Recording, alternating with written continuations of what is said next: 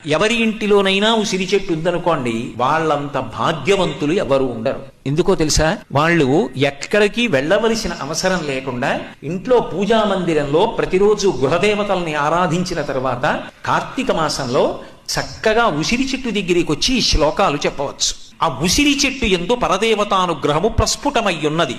కార్తీక మాసం మొత్తం మీద ఒక్కసారైనా నువ్వు ఉసిరి చెట్టుకి 8 దీపములుంచు అన్నారు.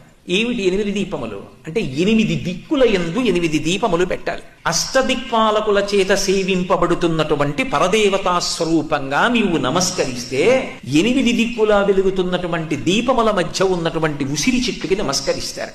ఇది ధాత్రి పూజ అని ప్రత్యేకంగా కార్తీక మాసంలో అమ్మవారి యొక్క అనుగ్రహ విశేషం ద్వారా తమని తామును రక్షించుకోవడానికి ఎవరి ఇంటిలోనైనా ఉసిరి చెట్టు ఉందనుకోండి, వాళ్ళంత భాగ్యవంతులు ఎవరు ఉండరు. ఎందుకో తెలుసా? వాళ్ళు ఎక్కడికి వెళ్ళవలసిన అవసరం లేకుండా ఇంట్లో పూజా మందిరంలో ప్రతిరోజు గృహదేవతల్ని ఆరాధించిన తర్వాత కార్తీక మాసంలో చక్కగా ఉసిరి చెట్టు దగ్గరికి వచ్చి ఈ శ్లోకాలు చెప్పవచ్చు.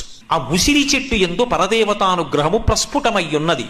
కార్తీక మాసం మొత్తం మీద ఒక్కసారైనా నువ్వు ఉసిరి చెట్టుకి 8 దీపములుంచు అన్నారు.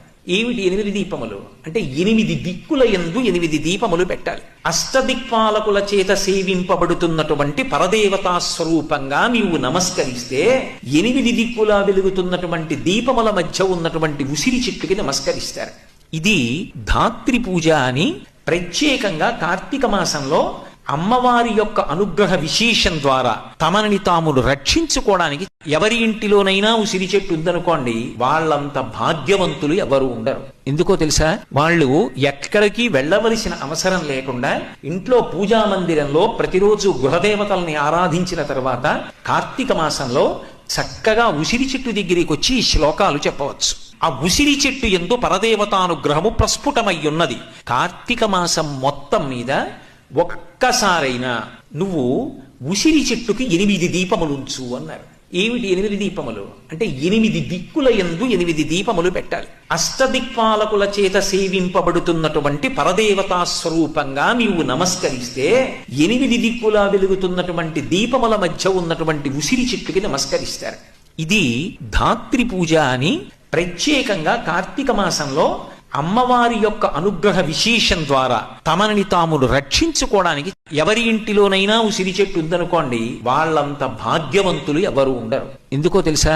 వాళ్ళు ఎక్కడికి వెళ్ళవలసిన అవసరం లేకుండా ఇంట్లో పూజా మందిరంలో ప్రతిరోజు గృహదేవతల్ని ఆరాధించిన తర్వాత కార్తీక మాసంలో చక్కగా ఉసిరి చెట్టు దగ్గరికి వచ్చి ఈ శ్లోకాలు చెప్పవచ్చు. ఆ ఉసిరి చెట్టు